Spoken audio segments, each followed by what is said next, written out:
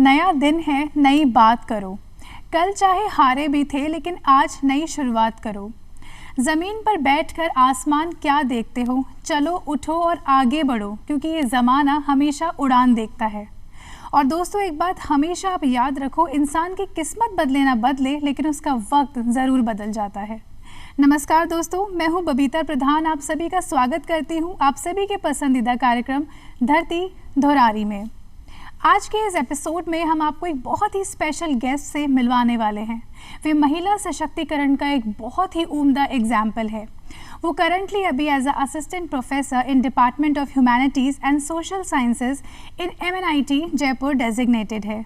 तो आइए मिलकर स्वागत करते हैं डॉक्टर नीरजा सारस्वत जी का। नीरजा मैम, बहुत बहुत स्वागत है आपका हमारे इस कार्यक्रम में। बबीता जी, बहुत बहुत धन्यवाद मुझे यहाँ आमंत्रित करने के लिए।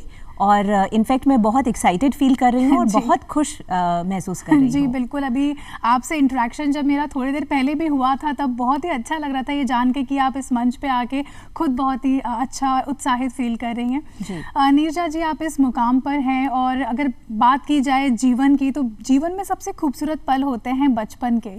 तो जानना चाहेंगे कि बचपन कहाँ और कैसे बीता? बबीता जी, मैं एक बहुत छोटे से कस्बे से बिलोंग करती हूँ। नवलगढ़ मेरा होम टाउन है और लकीली मेरा जहाँ जन्म हुआ, मेरे पेरेंट्स दोनों शिक्षा के क्षेत्र से ही जुड़े हुए हैं। मेरी मदर टीचर हैं और मेरे पिताजी जो हैं वो कॉलेज के प्रिंसिपल पद से रिटायर हुए। तो लकीली एक ऐसे परिवार में जन्म हुआ जहाँ की शिक्षा को हमेशा प्राथमिकता दी गई। घर में हमेशा पढ़ने का वातावरण रहा। आज भी मुझे कभी कभी याद आता है कि जब बचपन में पापा आकर के चित्रहार और रंगोली बंद कर दिया करते थे तो हमें बहुत बुरा लगता था। लेकिन आज मुझे कहीं ना कहीं उसकी इम्पोर्टेंस समझ में आती है कि घर में संवाद को प्राथमिकता दी गई। हम 2 भाई बहन हैं और पेरेंट्स ने हमेशा ये इंश्योर किया कि अगर आप खाना खाएंगे तो आप टीवी वाले कमरे में बैठ करके नहीं, एक कॉमन जो हमारा प्लेस है वहाँ बैठ करके खाना खाएंगे। और खाना सिर्फ आधे घंटे की एक्सरसाइज नहीं होती थी, खाना 2 घंटे तक चला करता था जिसमें हम अपनी स्कूल की सारी बातें उनसे शेयर किया करते थे और वे अपने दिन का वृत्तांत हमें बताया करते थे। कहीं ना कहीं मुझे आज लगता है कि जो इस मोबाइल की दुनिया है उसने हमें अपनों से बहुत दूर कर दिया। वो लकीली मेरे बचपन में नहीं था और मेरा बचपन शिक्षा का हर वातावरण मुझे दिया गया। साथ ही पेरेंट्स ने बहुत प्रमोट किया कि आप हर एक्टिविटी में आगे बढ़िए और पार्टिसिपेट करिए। उसी का नतीजा है कि मुझे आज लगता है कि छोटे शहरों से आने वाले लोगों को भी सपने देखने की इजाज़त होती है, उन्हें भी उड़ान भरने की इजाज़त होनी चाहिए। क्योंकि जब एक छोटे से कस्बे से होकर के मैं आज MNIT में असिस्टेंट प्रोफेसर के पद पर काम कर सकती हूँ तो डेफिनेटली कोई भी कर सकता है। मेरा विश्वास है सोहनलाल द्विवेदी जी की उन पंक्तियों में जहाँ वे कहते हैं, डुबकियाँ सिंधु में गोताखोर लगाता है, जा जाकर खाली हाथ लौट आता है, मिलते नहीं मोती सहज ही गहरे पानी में, बढ़ता दुगना उत्साह इसी हैरानी में, मुट्ठी उसकी खाली हर बार नहीं होती, कोशिश करने वालों की हार नहीं होती। बिल्कुल बिल्कुल, बहुत ही अच्छा लग रहा है ये बात जानकर, आपके पॉजिटिव जो थॉट्स हैं और बहुत ही खूबसूरत आपने ये पंक्तियाँ बोली है। और इवन आपके सामने बैठकर आज मैं इतनी उत्साहित हो रही हूँ कि एक बहुत ही अच्छी पर्सनालिटी से मुझे इंटरेक्शन करने को मिल रहा है। मैम, ये मेरा सौभाग्य है। धन्यवाद। नीरजा जी, आपने बताया कि आपका जो फैमिली बैकग्राउंड है ये हमेशा एक स्टूडियस काफ़ी रहा, आप खुद बहुत स्टूडियस थी और आप आज जिस पद पे हैं जाहिर है आपने इसके लिए काफ़ी कड़ी मेहनत भी करी होगी। तो लाइफ में मेंटोर कौन रहे, किसने आपको प्रोत्साहित किया? जीवन में कोई एक मेंटोर मैं अगर कहना चाहूँ तो मेरे ख्याल से मैं गलत होंगी। क्योंकि अगर मैं बात करूँ तो बहुत कॉन्वेंट स्कूल्स में मैं कभी नहीं पढ़ी। मेरा मीडियम हिंदी था और आज भी मैं जब मेरे MNIT के स्टूडेंट्स को पढ़ाती हूँ तो मैं उन्हें कहती हूँ कि BA तक, ग्रेजुएशन तक मेरा मीडियम हिंदी था। मैंने 10th मेरा हिंदी में किया है, 12th हिंदी में किया है, ग्रेजुएशन तक मेरा हिंदी था। MA डेफिनेटली चूंकि मैंने इंग्लिश साहित्य में किया तो मेरा मीडियम चेंज हुआ। लेकिन कहीं ना कहीं मुझे लगता है कि यह उत्साह कि नहीं, हमें जीवन में आगे बढ़ना है, हमें सीखना है और हमें और ऊंचाइयां छूनी है, उसने कभी भी इस मीडियम की बाध्यता को मेरे दिमाग में नहीं आने दिया। मुझे आज भी याद आता है 12th में जो मेरी प्रिंसिपल थी डॉक्टर मुनीश बाला सक्सेना, स्वर्गीय हैं वो अभी, मैडम जहाँ कहीं हैं वो डेफिनेटली मुझे आशीर्वाद देती होंगी। मुझे आज भी याद है मैं पहली बार उनसे मिली और उन्होंने मुझे ISLA एंड दिखाया और उन्होंने मुझे कहा कि इसे कैसे प्रोनाउंस करते हैं। चूंकि मैं हिंदी मीडियम से थी, उससे पहले मैंने बहुत ज़्यादा उस शब्द को सुना नहीं था, तो मैंने उन्हें कहा इसे इज़लैंड कहते हैं। तो उन्होंने मुझे एक चपत लगाई धीरे से और कहा अभी तुम्हें जीवन में बहुत कुछ सीखना है। उस दिन के पश्चात से मुझे लगा कि जीवन में कुछ सीखने के लिए डेफिनेटली बहुत मेहनत करने की ज़रूरत है। बिल्कुल। उसी का नतीजा था कि मेरा 10वीं में माध्यमिक शिक्षा बोर्ड में 75वां रैंक था, लेकिन 12वीं में मेरा राजस्थान में द्वितीय रैंक था। मैं मेरिट लिस्ट में सेकंड थी, and that was such a I should say moment of pride in my own village, क्योंकि मेरे गांव से उससे पहले तक कभी कोई मेरिट लिस्ट में नहीं आया था। So that was celebrated across the village. उसके बाद में बीए में भी मेरा यूनिवर्सिटी में रैंक था और एमए में भी मेरा सेकंड रैंक यूनिवर्सिटी में था। जहाँ कहीं भी थी वहाँ मैंने कोशिश की कि कुछ ना कुछ अच्छा अचीव किया जाए, हमेशा पॉजिटिव रहा जाए। और undoubtedly once I started serving at institutes of repute, then again I realized that I'll have to work hard.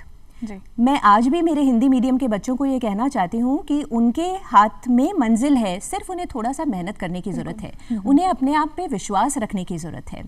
और इसीलिए मेरे अगर मैं मेंटर की बात करूँ तो कहीं ना कहीं वो मुनीश बाला सक्सेना मैडम ने मुझे बहुत प्रोत्साहित किया। साथ ही मेरे हस्बैंड, मेरे पति श्री समीर सारस्वत, उन्होंने भी मुझे जीवन भर, because I got married at a very young age, 22 साल का मेरी शादी हो गई थी। So he always kept me motivated. मेरे जो इन लॉज हैं उन्होंने मुझे हर मोमेंट सपोर्ट किया। So I believe there have been several contributory factors in my life who have really made me what I am today. बहुत ही अच्छा, गुरुजनों का आशीर्वाद और ये सारी चीज़ें हमारे साथ में है। ये जानकर बहुत ही अच्छा लग रहा है कि आपके हस्बैंड ने आपको सपोर्ट करा, जो आपके इन लॉज हैं उन्होंने आपको सपोर्ट करा और उनको आप अपना मेंटोर मानती हैं। तो अगर वो आपका जब शो देख रहे होंगे तो आपके हस्बैंड भी बहुत खुश होंगे कि आज उनकी तारीफ यहाँ पर हो रही है। तो नीरजा बबीता जी, जैसे मैं बताऊँ, जब मेरी शादी हुई थी तब तक मैंने सिर्फ एमए और बीएड किया था। मेरा स्लेट का एग्जामिनेशन मेरा बाद में पास हुआ, उसके बाद में मैंने एमफिल किया, उसके बाद में मैंने पीएचडी किया। MNIT की जॉब के लिए जब मैंने प्रिपरेशन किया, आई वाज ऑलमोस्ट 39 की एज में मैंने MNIT ज्वाइन किया है। So that required a lot of effort and undoubtedly I should say my in-laws, मेरे जो इन-लॉज हैं और मेरे पति ने मुझे हर मोमेंट सपोर्ट किया है, because otherwise without them the journey would have been really difficult. मैं शायद वो नहीं अचीव कर पाती जो मैं अचीव कर पाई। बिल्कुल बिल्कुल। जीवन साथी अगर इस कदर साथ दे कि उनकी जो जीवन साथी वो सशक्त बन जाए, महिला सशक्तिकरण जैसे हम कहते हैं, तो बहुत ही अच्छा लगता है। और एक वुमेन जब आगे बढ़ती है तो वो केवल वो आगे नहीं बढ़ती, पूरी सोसाइटी आगे बढ़ती है, पूरा परिवार उसका आगे बढ़ता है। बिल्कुल। नीरजा मैम, आपको 20 साल से भी ज़्यादा हो चुके हैं टीचिंग एंड एडमिनिस्ट्रेशन प्रोफेशन में। तो आज के इस आधुनिक वर्ग में अगर देखा जाए, बात की जाए, तो एक प्रोफेसर, एक जो गुरु होता है, उनकी क्या अहमियत है उनके स्टूडेंट्स की लाइफ के अंदर? कितना तक है ना, लाइक पहले के ज़माने में हम सुनते थे जो स्टूडेंट्स होते थे वो उन्हें अपना भगवान मानते थे, गुरु को। तो आज के सिनेरियो में आप क्या बताना चाहेंगे, क्या कहेंगे इस बात पर? बबीता जी, आपने बिल्कुल ठीक कहा कि सिनेरियो पूरा का पूरा चेंज हो चुका है। मैं अगर मेरे कॉलेज डेज की बात करूं तो मुझे लगता था जो मेरे गुरु ने पढ़ाया वही सर्वोत्तम सत्य है और उसके इतर कहीं भी कुछ भी अवेलेबल नहीं है। लेकिन आज के ज़माने में अगर हम बात करें तो दुनिया पूरी की पूरी बदल चुकी है। आज जो स्टूडेंट किसी भी शिक्षक से ज्ञान की प्राप्ति कर रहा है, उसके पास में इंफॉर्मेशन का, ज्ञान का भंडार है। वो किसी भी चीज़ को गूगल पे क्लिक करके बड़े आराम से चीज़ें देख सकता है। ऐसे में मेरे ख्याल से शिक्षक की भूमिका और ज़्यादा बढ़ जाती है, क्योंकि बच्चे के पास इंफॉर्मेशन तो है लेकिन वो नॉलेज है या नहीं है ये पता नहीं है। दूसरा, मेरे ख्याल से सभी सोशली कनेक्टेड तो हैं, everybody is available on social media, but उनमें से कितने हैं जो आइसोलेटेड फील करते हैं, जो लोनली फील करते हैं? तो एक शिक्षक की भूमिका सिर्फ विषय वस्तु को प्रदान कर देने तक ही सीमित नहीं है, बल्कि कहीं ना कहीं उस स्टूडेंट से संवाद स्थापित करना, कम से कम उसकी जो खूबियां हैं, just make him realise the same that you are full of all these attributes. अगर हम बच्चे का वह कॉन्फिडेंस डेवलप कर पाएं, अगर हम बच्चे को ये जता पाएं कि आप में ये खूबियां हैं और आप जीवन में यहाँ तक पहुँच सकते हैं, तो उन सब मामलों को लेकर के मुझे लगता है कि शिक्षक की महती भूमिका है। और आज भी ज्ञान का एक ही स्रोत है, वो है शिक्षक। बिल्कुल बिल्कुल, बहुत ही अच्छी बात बोली है मैम आपने, क्योंकि जैसे कि आपने बताया हम सभी एक सोशल मीडिया प्लेटफॉर्म पर अवेलेबल हैं, लेकिन इंसान के अंदर मन में क्या चल रहा है ये बात कोई नहीं जानता। एक टीचर से अच्छा अपने स्टूडेंट को कोई नहीं समझ सकता है। जाहिर है कि आप भी, आपका जो कनेक्ट है वो अपने स्टूडेंट से काफ़ी पर्सनल रहता होगा और वो भी आपसे अपनी हर तरीके की पर्सनल प्रोफेशनल लाइफ की बातें शेयर करते हैं। बिल्कुल, बहुत ही अच्छा लग रहा है नीरजा मैम ये सब जानकर।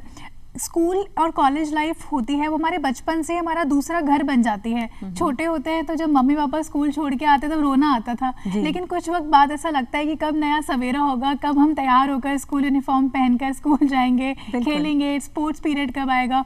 और जाहिर है कि इन सब चीज़ों से तो आप काफ़ी समय से जुड़े हुए हैं, आप देखते हैं ये सब, और ह्यूमैनिटीज़ डिपार्टमेंट में आप हैं, इंग्लिश आप पढ़ाते हैं जी, तो क्या महत्व रखता है मैम, मैं जानना चाहूँगी। इंग्लिश मेरा एक पर्सनल सवाल ये था, जैसे मैं खुद भी कॉन्वेंट स्कूल से हूँ, लेकिन कहीं ना कहीं एक हिंदी जो हमारी मातृभाषा है वो बोलने में कहीं ना कहीं हमें लगता है कि हम कॉन्वेंट से हैं तो मेरे इतना अच्छा इन्फ्लुएंशियली मैं हिंदी नहीं बोल पा रही हूँ। तो बहुत से ऐसे स्टूडेंट्स होते हैं वो नहीं बोल पाते हैं, उनको गिनतियाँ जो होती है वो हिंदी में नहीं आ पाती। तो बीइंग अ इंग्लिश टीचर आप हमें बताएं कि हिंदी का क्या महत्व है।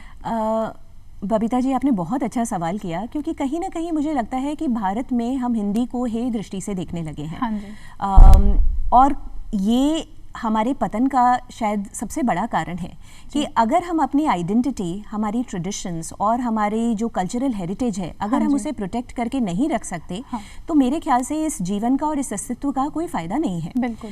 तो अनडाउटेडली मुझे लगता है कि अगर हमें English being a global language में मास्टरी रखनी चाहिए तो साथ ही साथ हमारी हिंदी भी उतनी ही अच्छी होनी चाहिए। मैं स्टूडेंट से हमेशा कहती हूँ कि तुम्हें गिनती भी आनी चाहिए और तुम्हें हनुमान चालीसा भी आना चाहिए, क्योंकि वह हमारी कल्चर है, वह हमारा हेरिटेज है, हम उसे नहीं छोड़ सकते। तो हमारे सांस्कृतिक मूल्य हमारी धरोहर हैं और उनके बिना शायद हम जड़विहीन हो जाएंगे, हम रूटलेस हो जाएंगे। तो कहीं ना कहीं मुझे लगता है ये जो पाश्चात्य सभ्यता का अंधा अनुकरण आज हमारी युवा पीढ़ी कर रही है, वह एक चिंतनीय विषय है। और इस विषय में सभी शिक्षकों की और सभी उत्तरदायी लोगों का यह काम होना चाहिए कि हम हमारी उस धरोहर को अक्षुण्ण रख पाएँ, उसे समेट के रख पाएँ और हमारी युवा पीढ़ी को हमारी क्या क्या वैल्यूज़ हैं उनसे अवगत करवा पाएँ, ताकि वो उन सभी चीज़ों को मान पाए। मेरे ख्याल से एक ग्लोकल अप्रोच जिसे हम कहते हैं, global plus local, that should be the best combination which anybody can opt for.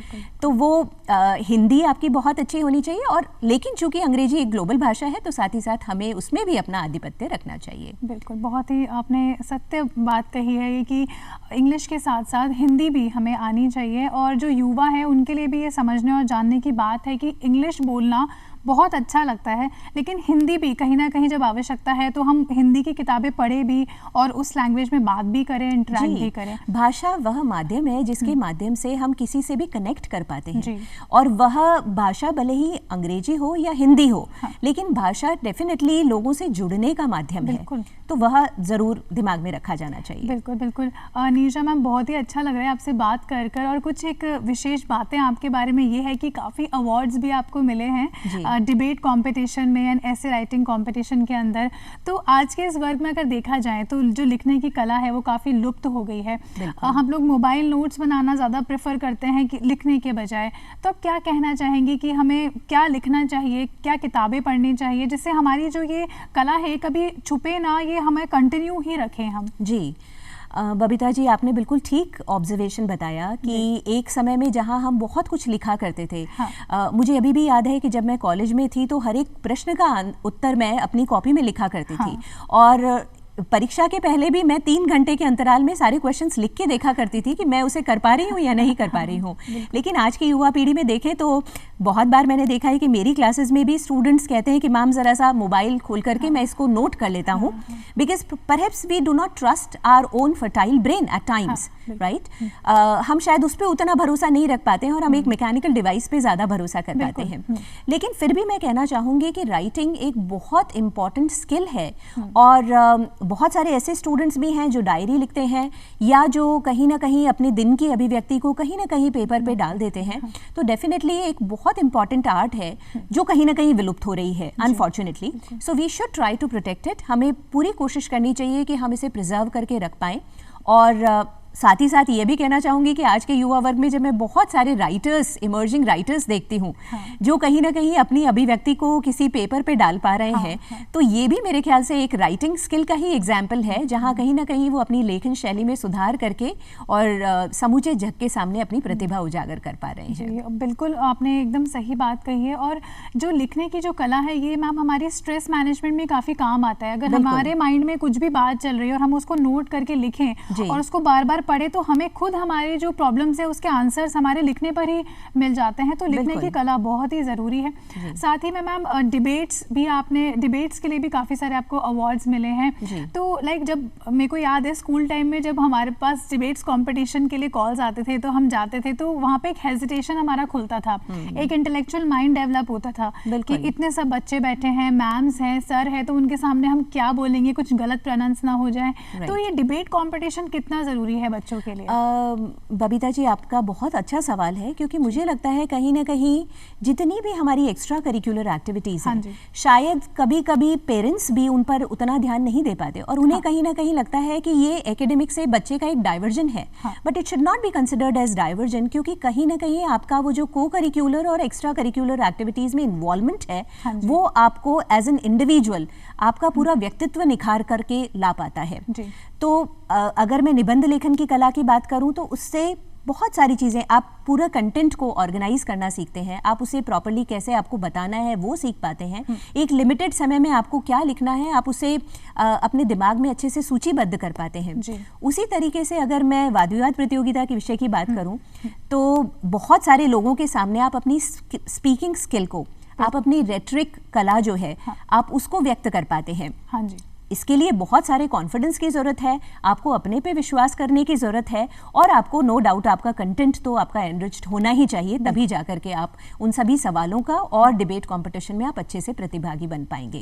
मेरे विषय में मैं ये कहना चाहूँगी कि यह सब मेरे गुरुजनों का योगदान है कि उन्होंने मुझे उस वक्त, उन्होंने सोचा कि मैं ये कार्य कर सकती थी, उन्होंने मुझे वो असाइनमेंट दिया, and then undoubtedly my parents should also be credited कि उन्होंने मुझे हर बार प्रमोट किया कि नहीं, आप इस एक्टिविटी में जाइए। अगर एक छोटे से हमारे नवलगढ़ कस्बे में भी कोई भी एक्टिविटी हो रही थी, तो उन्होंने हमेशा कहा कि आप इसमें पार्टिसिपेट करिए, आपको हमेशा इसमें करना है, भले ही आप जीते ना जीते कोई फर्क नहीं पड़ता, बट एटलीस्ट आपकी प्रतिभागिता उसमें होनी चाहिए। तो उस चीज से कहीं ना कहीं कॉन्फिडेंस की जो मुझे लगता है वृद्धि हर स्टूडेंट के अंदर हो पाती है। बिल्कुल बिल्कुल।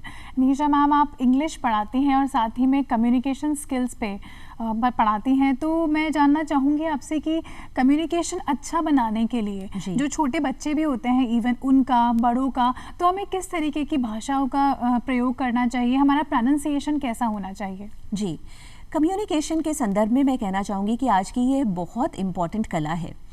बबीता जी, आप विश्वास नहीं करेंगी कि जितने भी टेक्निकल के स्टूडेंट्स हैं, इंजीनियरिंग स्टूडेंट्स हैं, बहुत सारे बच्चों की टेक्निकल स्किल्स बहुत अच्छी होती हैं। उसके बावजूद कहीं ना कहीं प्लेसमेंट में वो सफ़र करते हैं अगर उनका कम्युनिकेशन और सॉफ्ट स्किल्स अच्छा नहीं है। तो इसीलिए आज हर इंस्टीट्यूट में ये कोशिश की जा रही है कि कम्युनिकेशन स्किल में स्टूडेंट को बहुत अच्छे से उनको एनरिच किया जाए, उनकी कम्युनिकेशन स्किल को होन किया जाए, ताकि एज एन इंडिविजुअल वो अपना जो भी एक्सप्रेस करना चाह रहे हैं उसे ढंग से एक्सप्रेस कर पाएं। कम्युनिकेशन स्किल्स में हम बहुत बार नॉन वर्बल कम्युनिकेशन पे ध्यान नहीं देते, क्योंकि हम उसे कहीं ना कहीं नगण्य मान लेते हैं। तो हमारे एक्सप्रेशन, हमारा पोस्चर, हमारा प्रॉक्सिमिक्स, हमारा काइनेसिक्स, सब चीज़ें इंपॉर्टेंट है। और कहीं ना कहीं जब हम कम्युनिकेशन की बात करते हैं, तो स्टूडेंट्स को ये रियलाइज़ कराना कि ये इसकी इम्पोर्टेंस आपके जीवन में क्या है और आप किस प्रकार से इसे इम्प्रूव कर सकते हैं। मेरी हर क्लास में कहीं ना कहीं मुझे स्टूडेंट्स कहते हैं कि मैम, जब मैं स्टेज के इस साइड होता हूँ तो मैं बहुत अच्छे से बोल पाता हूँ, लेकिन मैं जब कहीं ना कहीं सब लोगों को फेस करके कुछ बोलता हूँ तो मुझे ऐसा लगता है कि आवाज़ नहीं बाहर निकल रही है, मेरे पैर लड़खड़ा रहे हैं। So everything can be done with practice. Practice is what makes us perfect. तो मैं उन्हें यही कहती हूँ कि आप हर बार कोशिश कीजिए, आप रिहर्स कीजिए, आप कोशिश कीजिए कि छोटे छोटे टॉपिक्स आप अपने आप को दीजिए, और शायद जब आप बाल बना रहे हैं तब आप कोशिश कीजिए who am I and try to speak about that. तो अगर आप बोलते रहेंगे, आप कहीं ना कहीं आपको मिरर में आपके एक्सप्रेशंस भी दिख रहे हैं। एंड नाउअडेज टेक्नोलॉजी आपके पास में है, आप अपना जो भी बोला हुआ है उसे रिकॉर्ड कर सकते हैं, उसे 10 बार देख सकते हैं। So try to evaluate yourself. आप अगर खुद का मूल्यांकन करने की कोशिश करेंगे और प्रैक्टिस करते रहेंगे तो अनडाउटेडली आपकी कम्युनिकेशन स्किल्स बहुत अच्छी होंगी। जी बिल्कुल, बहुत ही अच्छा लग रहा है नीरजा मैम, और मैं खुद भी आपसे बहुत ये सब सीख रही हूँ कि किस तरीके से अपनी पर्सनालिटी को, अपने कम्युनिकेशन स्किल्स को हम अच्छे से डेवलप कर सकते हैं, और जाहिर है हमारे दर्शकों को भी बहुत ही फ़ायदा होगा जो टिप्स आपने अभी उन्हें दिए हैं। नीरजा मैम, काफ़ी सारे आपके जो रिसर्च पेपर्स हैं वो नेशनल और इंटरनेशनल कॉन्फ्रेंसेस में पब्लिश हुए हैं या आपने उनको दर्शाया है, और ये हमारे लिए बड़ी सौभाग्य की बात है कि वो नेशनल लेवल पे भी नहीं, इंटरनेशनल लेवल पे आप उन्हें लेके गई। तो वो एक्सपीरियंस कैसा रहा? आपके रिसर्च सब्जेक्ट्स क्या हुआ करते थे? रिसर्च में मैं कहना चाहूँगी, अभी रिसेंटली जो मैं जिस विषय पे काम कर रही थी वो था टेक्नोलॉजी एनहांस्ड लैंग्वेज लर्निंग। क्योंकि हम बहुत अच्छे से अवगत हैं कि आज का जो बच्चा है वो टेक्नोलॉजी पे सोलली डिपेंडेंट है। मैं अगर क्लास में मेरे स्टूडेंट को कहूँ कि नहीं, आपको मोबाइल आप नहीं कैरी कर सकते या आपको मोबाइल में नहीं देखना है, so it is almost next to impossible for him. लेकिन मैं अगर उसे कहूँ कि इसी टेक्नोलॉजी की मदद से आप चीज़ें सीख सकते हैं तो शायद ये उनके लिए बहुत आसान है। तो कहीं ना कहीं मुझे लगता है कि जब हम टेक्नोलॉजी को साथ में लेकर के लैंग्वेज सीखने की कोशिश करते हैं तो हमें उसमें बहुत मदद भी मिलती है और हम बहुत अच्छे मुकाम को भी हासिल कर पाते हैं। तो मेरा एक रिसर्च सब्जेक्ट तो टेक्नोलॉजी एनहांस्ड लैंग्वेज लर्निंग था, और उसके अलावा मैंने अभी बहुत सारा काम किया सोशल मीडिया पे। जो भी मिस इन्फिडेमिक, जैसा कोविड-19 पेंडेमिक में हमने देखा कि बहुत सारी गलत सूचनाएं जो हैं वो सारी की सारी आई, तो उस पर काफ़ी कुछ स्टैटिस्टिकल एनालिसिस पे भी मैंने काम किया। डेफ राइटिंग पे भी हम लोग काम कर रहे हैं। तो इस प्रकार के काफ़ी डाइवर्स सब्जेक्ट हैं, एंड अनडाउटेडली जो नेशनल और इंटरनेशनल फोरम्स हैं उन पे पार्टिसिपेशन करके ऑल टुगेदर आपका जो एक्सपोजर है वो बहुत अच्छा आपको मिल पाता है और आप बहुत कुछ नया सीख पाते हैं। लेकिन जर्नी कंटिन्यूड है, so it will be continuing and definitely I will keep learning more and more. बिल्कुल मैम, और इंटरनेशनल प्लेटफॉर्म पे हमारा जो नेशनल जो लेवल का जो रिसर्च है, जो आप जिस तरीके से आप उन्हें व्यक्त करती हैं, तो ये भी बहुत ही हमारे लिए गर्व की बात है कि वो भी देखते हैं कि किस तरीके से हमारा इंडिया आगे बढ़ रहा है। बिल्कुल बिल्कुल। बहुत से ऐसे प्रोजेक्ट्स हैं जिन पे आपने कार्य करा है, तो ऐसे कोई प्रोजेक्ट्स आप हमसे शेयर करना चाहें? ज़रूर। एक फर्स्ट प्रोजेक्ट जिस पे मैंने काम किया था वो था industry oriented communication training, pitfalls and prospects in context to the engineering students of Rajasthan. हाँ जी। बबीता जी, क्या है, राजस्थान के जितने स्टूडेंट्स हैं, जैसा मैंने आपको पहले भी कहा कि वो टेक्निकल स्किल्स उनकी बहुत अच्छी हैं। आप विश्वास नहीं करेंगे कि जब प्लेसमेंट कंपनीज आती हैं तो वो फीडबैक में लिखती हैं कि इनका टेक्निकल स्किल्स बहुत अच्छा है, इनका बिहेवियर बहुत अच्छा है, ये ओबीडियंट है। लेकिन कहीं ना कहीं जब कम्युनिकेशन स्किल्स की बात आती है और सॉफ्ट स्किल्स की बात आती है तो वो कहते हैं कि राजस्थान के स्टूडेंट्स बहुत अच्छा नहीं कर पाते। आप नास्कॉम की रिपोर्ट उठा करके देखिए या आप एस्पायरिंग माइंड्स की रिपोर्ट उठा करके देखिए, हमारे स्टूडेंट्स का प्लेसमेंट इस वजह से नहीं हो पाता कि उनकी कम्युनिकेशन स्किल्स कहीं ना कहीं कमजोर है। और याद रखें, मैं इस समय इंग्लिश कम्युनिकेशन की बात कर रही हूँ, because they feel more comfortable in their own mother tongue. उन्हें हिंदी में बोलने में कोई परेशानी नहीं है, लेकिन जब इंग्लिश में बोलना शुरू करते हैं तो शायद एक्सप्रेशंस चेंज हो जाते हैं, शायद उतना कॉन्फिडेंट नहीं रह पाते। तो इसी विषय को लेकर के मेरा फर्स्ट प्रोजेक्ट था, जिसमें हमने पूरा स्टडी किया कि स्टूडेंट्स को क्या क्या प्रॉब्लम्स आती हैं और उन प्रॉब्लम्स का हम किस प्रकार से निदान कर पाते हैं। उसके बाद में जो दूसरा प्रोजेक्ट मेरा है राजकॉम इन्फो सर्विसेज लिमिटेड के साथ में है, जिसमें कि हम बात कर रहे हैं टेक्नोलॉजी डिसेमिनेशन, मूक कोर्सेज की हम बात कर रहे हैं, मैसिव ओपन ऑनलाइन कोर्सेज की बात कर रहे हैं, जहाँ की स्किल डेवलपमेंट की बात है कि अगर स्टूडेंट कोई भी है तो उसे फोटोग्राफी कैसे सिखाई जाए, अगर स्टूडेंट है तो उसे आईटी स्किल उसमें कैसे डेवलप किया जाए। उसमें भी मेरा एक कोर्स है English for personal and professional life, जो ट्रिपल आईटी कोटा जो हमारा college education government of Rajasthan है उसके साथ में मिलकर के प्रोजेक्ट हम लोगों ने किया है, जिसमें हमने कोशिश की है कि चूंकि बहुत सारे बच्चे ऐसा हैं वो ऐसा सोचते हैं कि ये कोर्स पूरा इंग्लिश में है तो शायद मुझे समझ में नहीं आएगा। वहाँ हमने बाइलिंगुअल मेथड को ऑप्ट किया है, जिसमें मैं इनिशियली कुछ हिंदी में बोल रही हूँ, फिर मैंने इंग्लिश में बोला, so that it gets more comfortable for every student. और ऐसा हमने एक English for personal and professional life, उसके अलावा भी बहुत सारे कोर्सेज हैं जो उसमें हैं, ताकि कहीं ना कहीं बच्चे का स्किल डेवलपमेंट हो सके। क्योंकि आजकल सारी चीज़ें कौशल पे डिपेंडेंट हैं। बिल्कुल बिल्कुल जी बिल्कुल, बहुत ही अच्छा आप कार्य कर रही हैं। और हमारे जो स्टूडेंट्स हैं वो अगर आपका हमारा ये शो देखेंगे तो उन्हें बहुत कुछ आपसे सीखने को मिलेगा, अपनी पर्सनालिटी डेवलपमेंट, अपना स्किल डेवलपमेंट। और नीजा मैम, अगर स्किल डेवलपमेंट की बात करें तो skill development and learning higher education, ये भी आपका एक प्रोजेक्ट है, तो इसके बारे में भी हम जानना चाहेंगे। उसी की बात कर रही थी अभी आपसे, जो मैंने आपको बताया ये राजस्थान गवर्नमेंट के साथ में है। और उसमें हम यही स्किल डेवलपमेंट की बात कर रहे हैं, जहाँ डिफरेंट कोर्सेज हम लोगों ने फ्लोट किए हैं and they are again bilingual. वो दोनों भाषाओं में दिए गए हैं ताकि किसी भी स्टूडेंट को कोई प्रॉब्लम नहीं हो। वो वाइल्ड लाइफ पे भी वहाँ एक कोर्स है, वहाँ आईटी स्किल्स पे भी एक कोर्स है, वहाँ एथिक्स पे भी कोर्स है, वहाँ एंटरप्रेन्योरशिप पे भी कोर्स है, वहाँ इंग्लिश पे भी कोर्स है। And more than almost 10,000 students have already enrolled for it. करीब 10,000 स्टूडेंट्स अभी तक इससे लाभान्वित हो चुके हैं। और बबीता जी, मुझे कहते हुए बड़ा हर्ष हो रहा है कि बहुत सारे स्टूडेंट्स के जब मेल मेरे पास आते हैं और वो कहते हैं कि मैम हम बहुत कुछ सीख पाए और ये कोर्सेज से हम रियली बेनिफिटेड हो पा रहे हैं, तो मुझे भी लगता है कि शायद समाज का एक मैं बहुत छोटा सा हिस्सा हूं, लेकिन अगर मैं कुछ कंट्रीब्यूट कर पाई उनके हित के लिए तो यह मेरा सौभाग्य है। बिल्कुल। और नीजा मैम, ये बहुत ही अच्छा लग रहा है जानकर कि आपके जो स्टूडेंट्स हैं वो आपको एक पॉजिटिव रिस्पांस दे रहे हैं, उन्हें बहुत सी मदद भी मिल रही है। अपना कम्युनिकेशन लेवल, जो कम्युनिकेशन स्किल है, उनको इन्हांस करने में आप उनकी काफ़ी मदद कर रही हैं। ये जानकर बहुत ही अच्छा लग रहा है। तो नीजा मैम, ये बात चल रही है हमारी प्रोफेशनल लाइफ की, अगर बात करें कुछ पर्सनल लाइफ की, तो आपकी हॉबीज़ क्या क्या हैं? बबीता जी, मैं बाथरूम सिंगर हूँ। so nice.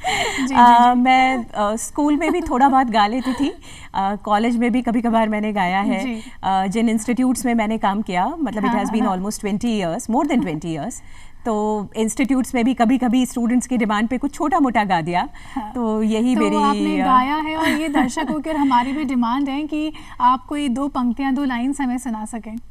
चूँकि बबीता जी से बात करके मुझे बड़ा मजा आ रहा है, इसीलिए ये 2 पंक्तियां बबीता जी के लिए। So sweet ma'am, thank you जी। बड़े अच्छे लगते हैं ये धरती, ये नदियाँ, ये रहना और तुम।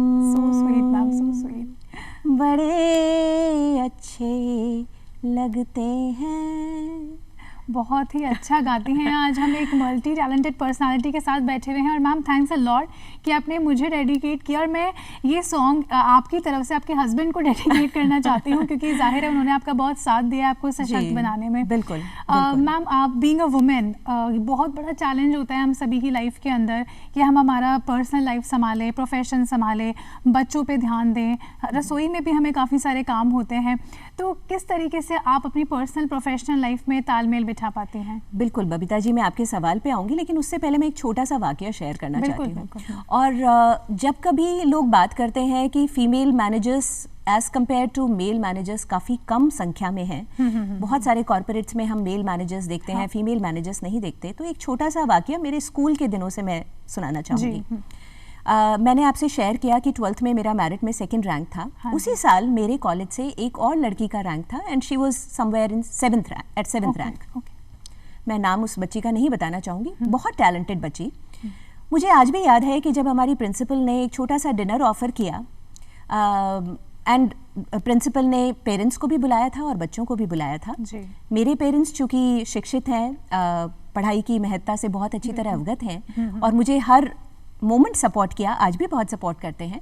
तो मेरे पेरेंट्स मेरे साथ में थे, बट संगीता वह जो बच्ची थी वह अकेली आई। कोई बात नहीं। कुछ देर बाद में उसके पिताजी वहाँ आए प्रिंसिपल से मिलने के लिए। तो प्रिंसिपल मैम ने बड़ा कॉर्डियली उनसे कहा कि सर आइए, आप भी ज्वाइन कीजिए डिनर में। मुझे आज भी उन फादर का एक छोटा सा स्टेटमेंट याद है और उन्होंने वह स्टेटमेंट मारवाड़ी में दिया। मैं आपको मारवाड़ी में ही बताना चाहूँगी। उन्होंने कहा कि प्रिंसिपल मैम ने बधाई देते हुए कहा कि अरे बहुत अच्छी बात है कि आपकी बच्ची की इतनी अच्छी रैंक आई है। पिताजी ने कहा कि अब रैंक आगी जी की तो आगी मैडम थे तो इन्हें घरा भेजो कि माँ ने खानो कौन बनानो, आ घरा जाके खानो बनावेगी।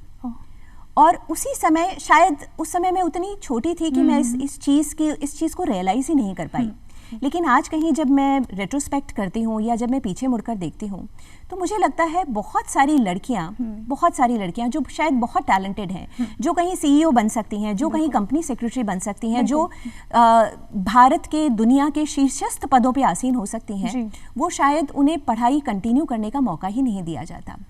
वह बच्ची कहीं ना कहीं बहुत आगे पहुंच सकती थी। तो मुझे इसीलिए लगता है कि हर स्त्री, चूंकि एक नहीं दो मात्राएं नर से भारी नारी, तो अनडाउटेडली हर नारी बहुत सशक्त है, बहुत सबला है, लेकिन कहीं ना कहीं वो अपनी शक्ति को कई बार खुद ही महसूस नहीं कर पाती और कई बार जो उसकी सराउंडिंग्स हैं वो उतनी सपोर्टिव नहीं हो पाती। आपने बात की, चूंकि मैं एक कामकाजी महिला हूँ तो निश्चित ही वह द्वंद्व हमेशा बना रहता है। कई बार मुझे लगता है कि शायद मैं अपने बच्चे को उतना समय नहीं दे सकी जितना मुझे देना चाहिए था। कई बार मुझे लगता है कि मेरा शायद घर की ड्यूटीज़ को मैं उतना अच्छे से नहीं कर पा रही हूँ। लेकिन मुझे ऐसा लगता है, मेरे विचार से हर नारी के साथ में कहीं ना कहीं ये द्वंद्व हमेशा चला करता है। लेकिन उसके बावजूद स्त्रियाँ मेरे ख्याल से हर प्रोफेशन में कंप्लीट डेडिकेशन, कंप्लीट कमिटमेंट के साथ, कंप्लीट रिस्पॉन्सिबिलिटी के साथ हर फोरम पे, हर पॉइंट पे अपना बेस्ट देने की कोशिश करती हैं, be it a family life और be it the professional life. तो ईश्वर ने हमें कहीं ना कहीं ये वरदान दिया है कि आप पर्सनल लाइफ में भी बहुत अच्छा करिए और आप अपने प्रोफेशनल लाइफ में भी बहुत अच्छा करिए। तो हर नारी की यही भूमिका है कि हम दोनों फ्रंट पे बहुत अच्छा एक कहना चाहिए कि बहुत अच्छा समन्वय बना करके चलते हैं। और हर नारी को मेरी शुभकामनाएं कि वो ये समन्वय पूरे जीवन भर बनाती रहे। बट अनडाउटेडली इसमें आपके फैमिली मेंबर्स का सपोर्ट भी उतना ही इम्पॉर्टेंट है। तो लकीली मुझे हमेशा यह सपोर्ट मिला है। बिल्कुल, एकदम बहुत ही अच्छी आपने बात कही है नीरजा मैम। और हम आज कहाँ महिलाओं को नहीं देख पाते हैं? ऐसा कोई भी सेक्टर नहीं है जहाँ महिलाओं को नहीं देख पाएंगे। वो डिफेंस में भी जा रही हैं, वो पायलट भी बन रही हैं, वो हमारे फाइटर जेट्स भी उड़ा रही हैं। तो हम हर वर्ग में महिलाओं को देख सकते हैं। एंड प्लीज़ मैन फॉरवर्ड मी, क्योंकि जो महिलाएँ हैं उनकी जो डिसीजन मेकिंग पावर्स है वो मेन से बहुत ही अच्छी होती है, क्योंकि वो कोई भी डिसीजन लेती हैं वो दिल से लेती हैं। और यही खासियत होती है एक महिला की, वो इसी तरीके से वो अपना प्रोफेशन और अपने परिवार को मैनेज करके चलती हैं। बिल्कुल। क्योंकि समय की अब पाबंदी है हमारे पास में नीरजा मैम, तो मैं चाहूँगी आप कुछ महिलाओं के लिए या यूथ के लिए, आने वाले स्टूडेंट्स के लिए कोई भी है ना लाइफ सक्सेसफुल मैसेज उन्हें दें। बबीता जी, हालांकि अभी तक आपसे बात करके मेरे ख्याल से मैं काफ़ी कुछ पहले से बोल चुकी हूँ, लेकिन उसके बावजूद मुझे लगता है कि मैं हर पेरेंट्स को ये मैसेज देना चाहूँगी कि अपनी बच्चियों को उड़ान भरने की आज़ादी दीजिए। उनके पास पंख पहले से मौजूद हैं, सिर्फ अगर आपका विश्वास और आपका संबल उन्हें मिलता रहेगा तो वो जीवन में बहुत आगे जा सकती हैं। आज के विद्यार्थी वर्ग को मैं ये संदेश देना चाहूँगी कि वह जो भी काम करें उसको पूरी तल्लीनता से करें, पूरे डेडिकेशन से करें और अपने आप पे विश्वास करना सीखें। क्योंकि कहीं ना कहीं हमारा सेल्फ एस्टीम जो है वो कई बार मुझे लगता है युवा वर्ग बहुत ज़्यादा अपने आप से एक्सपेक्टेशंस रखता है। और जब वो एक्सपेक्टेशंस फुलफिल नहीं हो पाती तो डिसअपॉइंटमेंट आ जाता है। तो अपने आप, और अगर आप कुछ अच्छा करें, मैं मेरे स्टूडेंट से भी कहती हूँ कि आप तुरंत अपने आप को धन्यवाद दे दीजिए, आप अपने आप को कंग्रेचुलेट कर दीजिए, you have done a wonderful thing. वो हम करना भूल जाते हैं। ओवर एक्सपेक्टेशन में हम अपनी सक्सेस को भी सेलिब्रेट करना भूल जाते हैं। तो यह मेरा विद्यार्थी वर्ग के लिए एक छोटा सा संदेश है। और नारी तो निश्चित ही सबला है, तो वो इसी प्रकार से नई ऊंचाइयां छूती रहें, जीवन में नए नए सोपान पार करती रहें। और फाइनली मैं दो छोटी छोटी सी लाइनों से अपने वक्तव्य को विराम देना चाहूँगी। किसी कवि ने कहा है, मेरे ख्याल से दिनकर की पंक्तियाँ हैं, जहाँ वो कहते हैं, लोहे के पेड़ हरे होंगे, लोहे के पेड़, it is almost next to impossible. लोहे के पेड़ हरे होंगे तो गान प्रेम का गाता चल, नम होगी यह मिट्टी जरूर, आंसू के कण बरसाता चल, सिसकियों और चीत्कारों से चाहे जितना हो आकाश भरा, कंकालों के हो ढेर खप्परों से चाहे हो पटी धरा, आशा के स्वर का भार पवन को लेकिन लेना ही होगा, जीवित सपनों के लिए मार्ग मुर्दों को देना ही होगा, रंगों के सातों घट उंडेल यह अंधियाली रंग जाएगी, उषा को सत्य बनाने को जावक नभ पर छितराता चल। तो अपने आप पे भरोसा कीजिए और आगे बढ़ते रहिए। बिल्कुल बिल्कुल। नीरजा मैम, बहुत ही अच्छा लग रहा है आपसे बात करके, और इवन मेरे मन में बहुत ही ऊर्जा उत्पन्न हो रही है आपसे बात कर। आपने बहुत ही प्यारी प्यारी बातें कही हैं, स्टूडेंट्स के लिए काफ़ी सारे मैसेजेस दिए हैं। आपका बहुत बहुत धन्यवाद, आप हमारे इस शो पर आए, हमारा सौभाग्य था आज हम आपसे मिल पाए। बबीता जी बहुत धन्यवाद आपका, बहुत धन्यवाद जी। तो दोस्तों, अभी हमने मुलाकात करी डॉक्टर नीरजा सारस्वत जी के साथ में, जिन्होंने बहुत से अच्छे हमें मैसेजेस दिए, जिन्होंने जीवन हमें जीने का तरीका बताया, स्टूडेंट्स को कैसे कम्युनिकेशन स्किल, उनकी पर्सनालिटी को डेवलप करना है ये सिखाया। और जाहिर है जो दर्शक हमारा ये शो देख रहे होंगे उन्होंने बहुत कुछ मैम की पर्सनालिटी से सीखा भी होगा। तो दोस्तों, आज के लिए इजाज़त लेते हैं। अगले कार्यक्रम में आप सभी से फिर से एक नई पर्सनालिटी के साथ में मुलाकात होगी। तब तक के लिए इजाज़त दीजिए बबीता प्रधान को। देखते रहिए डीडी राजस्थान। नमस्कार।